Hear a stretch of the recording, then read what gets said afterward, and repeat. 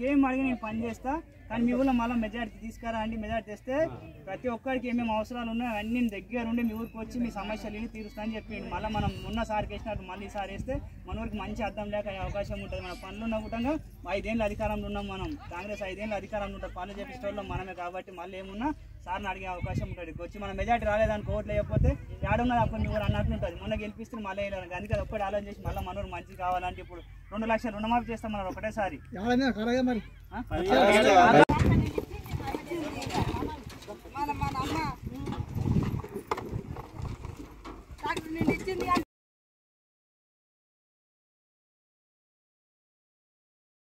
government job current bill